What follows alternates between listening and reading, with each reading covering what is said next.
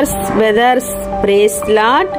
నీ ధర్మాన కాలమందు భక్తి గల వారందరూ నిన్ను ప్రార్థన చేయుదురు. విస్తార జల ప్రవాహములలో పొరలి వచ్చినను నిశ్చయముగా అవి వారి మీదకి రావు. దేవుని ధర్మాన భాగ్యం చాలా గొప్పది. ఒక దైవజనుడు ఇలా దేవుణ్ణి ప్రార్థిస్తాడు. ఒక దైవజనుడు ఇలా ప్రార్థిస్తాడు దేవుణ్ణి. నేను ప్రేమ చూపుటయందు దుర్బలాడుడను, నీ ధర్మము ఆచరించుటలో అసంపూర్ణుడను. నీవు నన్ను బలపరిచి ఆదరించుము. నీ ధర్మన భాగ్యమును అనుగ్రహించి నాకు ఉపదేశము చెయ్యము. దుష్టవంచన నుండి ముక్తి చేసి నా హృదయమును స్వస్థపరచుము. అవును, దేవునితో సావాసము మన జీవితాల్లో విశిష్ట మార్పులకు పునాది. ప్రార్థన ద్వారా సర్వశక్తుడైన దేవునితో సావాసము చేయడానికి ఆహ్వానించబడ్డాయి. శ్రమలు, శోధనలు జల ప్రవాహములు వలె వచ్చిన స్థిరులమై నిలబడగలము.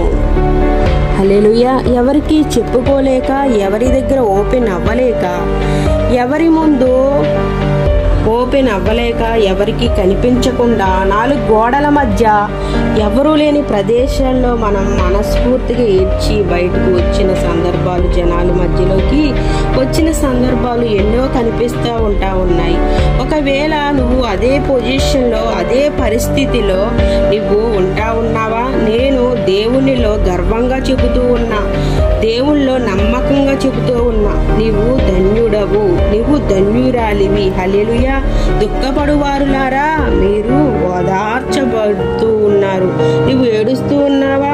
నీవు ధన్యుడువు, ధన్యురాలివి. దేవుడు నిన్ను డైరెక్ట్గా ఓదార్చబోతా ఉన్నారు. అవునండి, నిజం చెబుతున్నాను సిస్టర్, బ్రదర్. ఈరోజు నువ్వు ఏడుస్తూ ఉన్నావా? ఈరోజు నువ్వు గుండె పగిలేలా రోధిస్తూ ఉన్నావా? భయపడకు, బాధపడకు. నీ పక్షాన దేవుడు కార్యం చేయడానికి, నీ పక్షాన దేవుడు ఒక అద్భుతం చేయడానికి, నీ పక్షాన ఆయన కార్యాలు చేస్తూ నిన్ను ఆదరించడానికి దేవుడు సిద్ధంగా ఉన్నారు. ఆయన మీద ఆధారపడు. హల్లెలూయా. సిస్టర్, బ్రదర్, ఒక్క విషయం గుర్తుపెట్టుకోండి సిస్టర్, బ్రదర్. దేవుణ్ణి పక్కన పెట్టేసి ఏదో నామకార్థంగా దేవుడు ఉన్నాడు అంటే ఉన్నాడు, ఏదో గుర్తు వచ్చినప్పుడు వెళ్ళి మందిరానికి వెళ్ళి మళ్ళీ రావడం, మళ్ళీ మన ఇష్టానుసారంగా మళ్ళీ తిరిగిపోవడం, ఇది కాదు. దేవుడు కోరుకునేది ప్రతి క్షణం దేవుడు కలిగి ఉండడం. ప్రతి క్షణం మన మనసులో దేవుడు ఉండాలి. ప్రతి క్షణం మన మనసులో వాక్యం కలిగి ఉండాలి. ఆ వాక్య ప్రకారం మనం జీవిస్తూ ఉండాలి. ఆయనకు ఇష్టంగా మనం జీవిస్తూ ఉన్నప్పుడు దేవుడు ప్రతి సమయం ఉంటాడు. ఎందుకంటే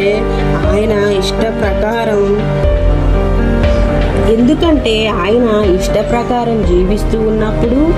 కాబట్టి మొదట ఆయన రాజ్యాన్ని, నీతిని, ఆయన్ని కలిగి జీవిస్తూ ఉన్నావు.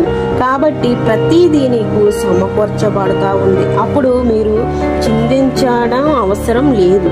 ఈరోజు దేవుణ్ణి ప్రేమిస్తున్నావు. ఉదయించే సూర్యునిలా దేవుణ్ణి తయారు చేయబోతా ఉన్నాడు. నిన్ను ఎలా అంటే, నీవు దేవుణ్ణి నిజముగా ప్రేమిస్తే ఒక గొప్ప వెలుగుగా నీ ద్వారా అనేకమైన అన్ని జనులు దేవుని మార్గంలో నడిచే విధముగా దేవుడు నిన్ను మారుస్తాడు. ఇది ఎంత గొప్ప ధన్యత అండి. ఈరోజు దేవుణ్ణి ప్రేమించే వ్యక్తిగా నీవు ఉన్నావా? ఇప్పటికి వరకు దేవుణ్ణి ప్రేమించడం అంటే ఏదో మనము దేవుని సన్నిధిలో దేవా నిన్ను ప్రేమిస్తున్నాను అని చెప్పేయడం అని అనుకుంటాను ఏమో. కానీ ఒక్క విషయం, ఒక్క సత్యం గుర్తుపెట్టుకోవాల్సింది ఏంటి అంటే, దేవుణ్ణి ప్రేమించడం అంటే దేవుని యొక్క ఆజ్ఞలు ప్రకారము మనం నడుచుకోవడం.